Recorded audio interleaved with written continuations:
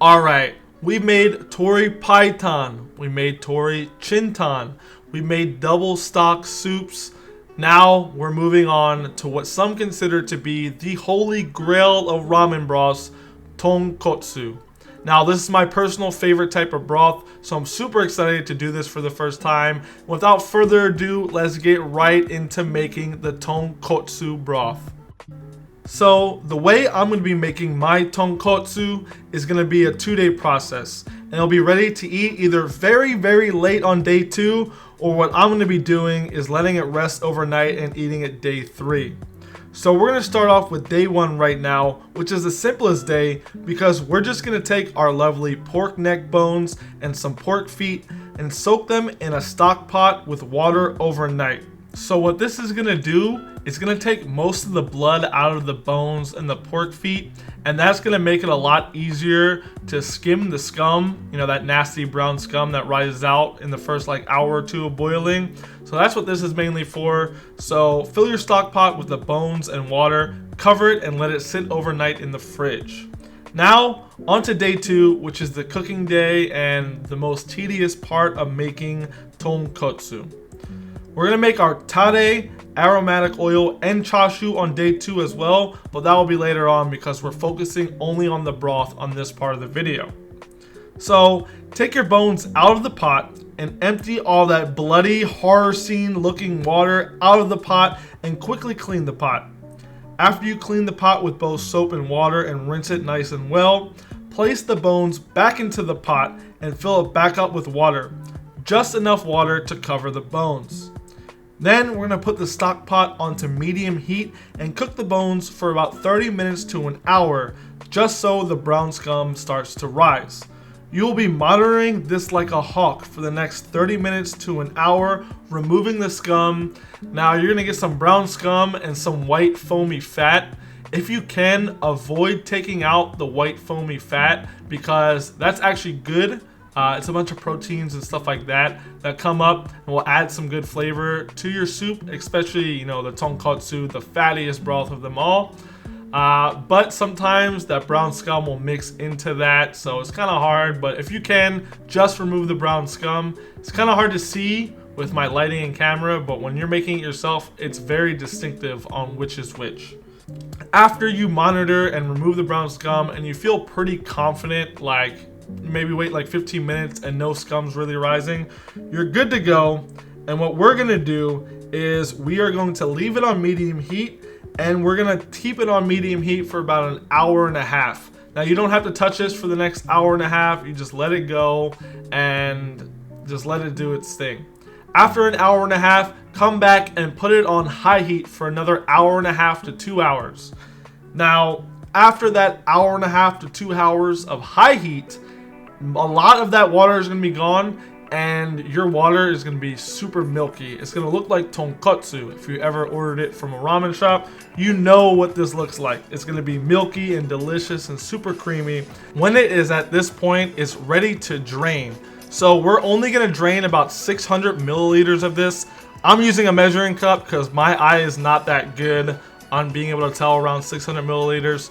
So I have 300 milliliter measuring cup. I'm gonna do it twice. It's gonna be pretty hard because you don't want to take out the bones or anything. I'm using a ladle and just straining it directly into this measuring cup. You can do it however you want, but we're gonna take out 600 milliliters and put it in a separate pot.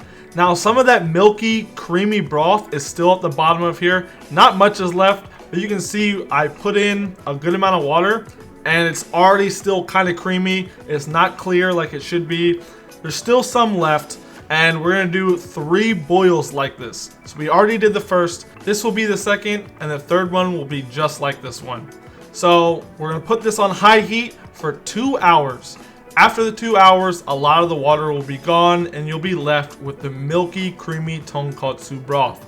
So once again, we're gonna strain 600 milliliters out of this and put it into the separate pot with the broth from earlier, the other 600 milliliters, and that will leave us with a little bit of tonkotsu broth left in the pot. And once you drain it, once you get it good, like I said, it's a kind of a tedious process because you're only get a little bit of broth at a time using a ladle like I am. Maybe your ladle's better, but mine's not too good and there's not much left in here. so it's hard.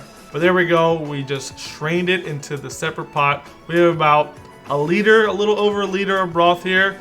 And this time we're gonna get the most broth out of this whole process. And what we're gonna do is we're gonna fill this pot up, not just covering the bones. I would say maybe about 4 to 6 inches, somewhere around there above the bones. And this time we're gonna boil it on high heat for 3 hours. So there we go. We just filled it up, I would say about 4 inches above the bones. And we're gonna put it on a high heat for 3 hours. We're gonna let it do its thing. You don't have to touch it. Once again, you can see the water is creamy. This is about 30 minutes just when it started boiling. You can see that white fatty foam at the top. That's good stuff. So this is like 30 minutes in, it just started boiling. And after 3 hours, I actually couldn't record it. Or I tried to, but my tripod fell. Once again, it fell when I'm trying to strain the broth here. So you're barely gonna see this. And you're just gonna see the final result. Now try and get the bones on your strainer and smush them and get as much juice from them as you can. And there we go. We probably got about 800 milliliters this time of broth. So we probably have around 2 liters of broth, which will make you, you know, up to 4 servings. Depends. I use 500 milliliters because I have pretty big bowls. A lot of people like to use 300. So depending on how much you use, you'll have like 4 to 6 servings of Tonkotsu broth. Now, if you watched any of my other videos, you already know this, but I'm going to give a brief explanation of the order that ramen is made. So we're going to make the tare, which is the seasoning, either shoyu or shio or miso, things like that. Then we have the aromatic oil, which gives a beautiful aroma. We just made the broth. Next, after that is the toppings, you know, chasu, mushrooms, green onion, ajitama, or the egg. Plenty of beautiful toppings. You can make a bunch of different ones that work well. Number 5 is the noodles, which we handmade, and I will post a link in the description below because I don't want to make this video too long. So we're going to get next into the tare, or the seasoning of our bowl of ramen. So we're going to be using a miso tare for this bowl. Now I'm going to weigh out 250 grams of both red miso and white miso. And to that, I'm going to add 25 milliliters of shoyu or soy sauce. I have high grade Japanese soy sauce. Any soy sauce will work. Just the better the grade, you know, better quality, obviously all that good stuff.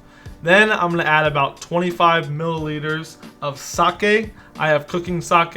If you don't have that, you're definitely gonna need that if you're gonna ever make ramen, at least fresh ramen. Then I added about 5 to 10 milliliters of mirin. I just kind of eyeballed it.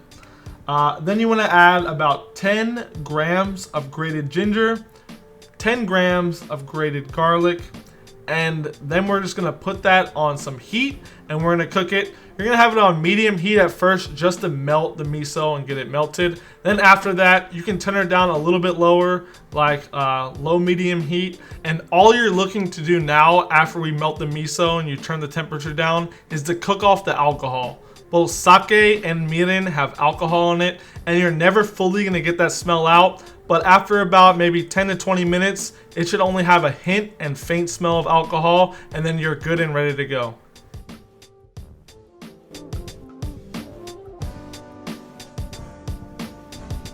I'm gonna very quickly go over the aromatic oil because it is optional for this.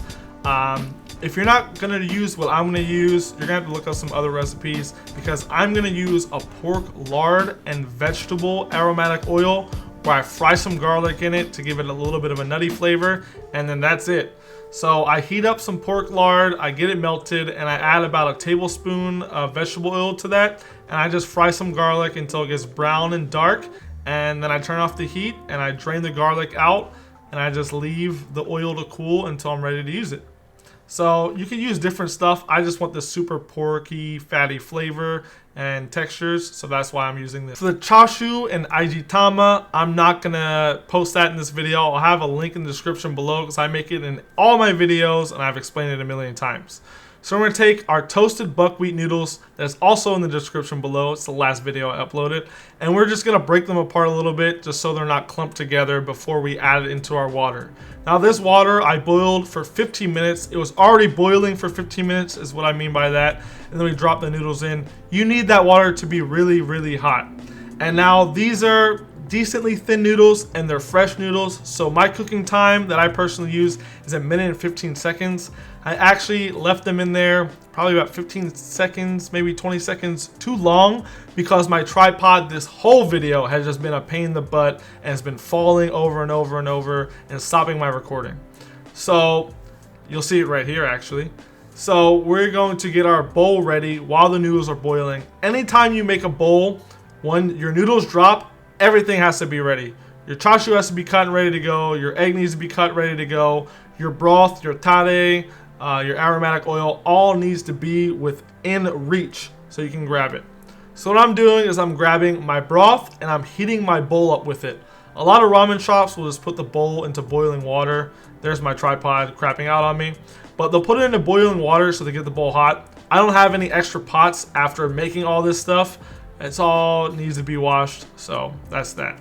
So I'm gonna take 1 tablespoon of our miso tare. Now, I don't know what happened to my tablespoon measure, but I'm using 2 teaspoons because that equals a tablespoon. So we're gonna take 1 tablespoon of that and then 1 teaspoon of our aromatic oil.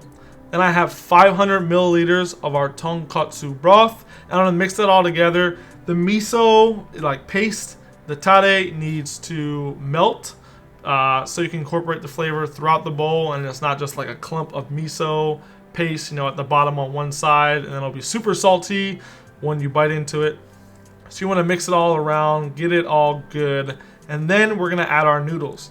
Our noodles have been ready for probably about 20 seconds. I'm taking a long time because my tripod is just giving me so many issues. And I overcooked it a little bit, so you'll see my noodles are pretty waterlogged and they don't look as appetizing as they should. And you know, I drained it the best I could, but they're overcooked and that's just what happens. So timing and everything is very important when you make ramen, and if you're not recording it, you should have no problem. But just because my tripod keeps falling over and stuff like that keeps happening to me, I was not as strict on the timings as I need to be. So there we go. Our noodles are there. We did a noodle fold and we're just spreading it out so I can keep my toppings afloat by putting my toppings on top of the noodles. That's how everything looks all beautiful in the ramen bowl. Just look how oily and tasty and fatty and delicious this stuff looks. So I take my chasu and I put it on top of the noodles about 6 o'clock. Put my egg at 3 o'clock and the green onion on top, and we're gonna put 2 pieces of seaweed. And if you see, my egg is actually smushed because of my tripod. It literally fell into the egg and just took all the yolk. So one yolk is there, one isn't. It's very sad. But there's our bowl of tonkotsu ramen, and I gotta say, I had pretty low expectations because it's my first time, and this is the more, one of the most difficult, if not the most difficult broth to make, and it came out very well. So I'm super happy about that. My noodles weren't as good as they needed to be, and I was really lazy with the chasu because I keep making the same recipe and I need to learn a new one. But besides that, the broth was good, the miso tare was good, the aromatic oil just added more fattiness and a beautiful fatty pork aroma to it, just so much pork fat. Chasu was still good even though I was lazy on it. My egg was very sad because it got smushed, but it was still delicious. And the bowl was amazing. So I hope you guys, if you use this recipe, it turns out well. If you guys just watch because you want to watch someone make ramen, that's cool too. But all in all, this was super fun and I'm super happy. And now, after a little bit more practice of making all the broths I made in the past and the tares I made in the past, I'm going to start trying to make my own unique bowl of ramen. It doesn't have to be something that has never been done before, but I want to make it, and test and do things like that and make it my own. So thanks for watching. Keep on slurping, and I'll see you guys next time.